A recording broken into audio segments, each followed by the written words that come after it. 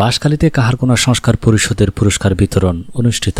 আমানত করিমের প্রতিবেদনে বিস্তারিত।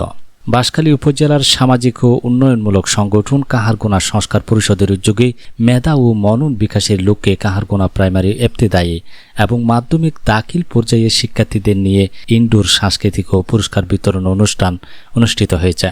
11 এপ্রিল শনিবার সকাল 11টায় কাহারগোনা সংস্কার পরিষদের কার্যালয়ে পরিষদের সভাপতি হারুনুর রশিদের সভাপতিত্বে ও সংস্কার পরিষদের সেক্রেটারি সাংবাদিক মোহাম্মদ আলীর সঞ্চালনায় অনুষ্ঠানে প্রধান অতিথি হিসেবে উপস্থিত ছিলেন এএসআই নিরস্ত্র মোহাম্মদ আনোয়ার, প্রতিনিধি বাঁশখালী থানা অফিসার ইনচার্জ মোহাম্মদ খালেদ সাইফুল্লাহ।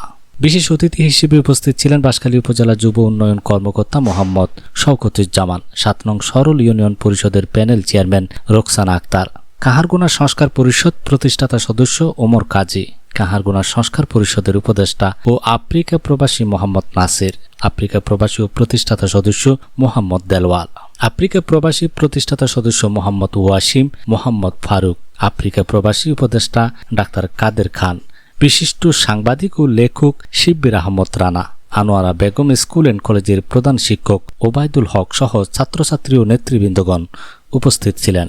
পরে বিজয়ী কোমলমতি শিক্ষার্থীদের হাতে পুরস্কার তুলে দেওয়া হয়।